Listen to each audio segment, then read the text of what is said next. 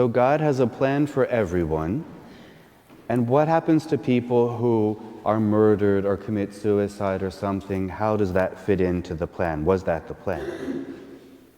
We don't know what the plans are for everybody, including ourselves. Sometimes we think we know what God has destined for us, and He kind of pushes us in a different direction. When someone is murdered or commits suicide, or when someone dies from sickness, whether they're young or old, when someone dies, it's their time to die. And maybe their plan, what was planned for them, was what they accomplished in their short span of life.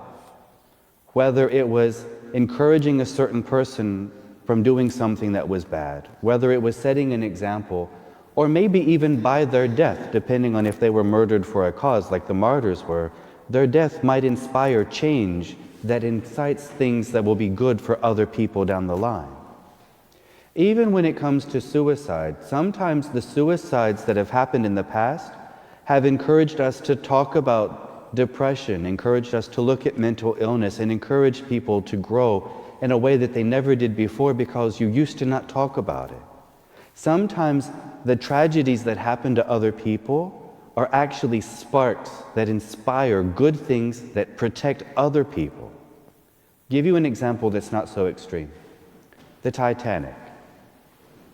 All of those people died. There were 1,500 people who died on the Titanic? Because they didn't have enough lifeboats. And even the ones they had were not filled all the way. After that, all of the nations started passing laws that you had to have enough lifeboats to accommodate all of the passengers on board. If that had not happened, that tragedy, that law would have never been passed, and countless other people could have died on smaller ships. It took that many people to get people's attention. If it had been 200 people who died, okay, whatever. It's just another statistic. But because of the number of people and who they were some of the wealthiest people in the world who died on that ship. Some of the wealthiest people died on that ship because there weren't enough lifeboats. They were taking the women and children first. Well, what about the wealthy men who died on the ship? You need more lifeboats. It inspired change. So that's part of God's plan. Even the tragedies that happen to people that might seem completely unjustified, unwarranted, and unuseful actually can serve God's plan too. God has a way of making good things out of bad things. So I hope that answers the question. Yes?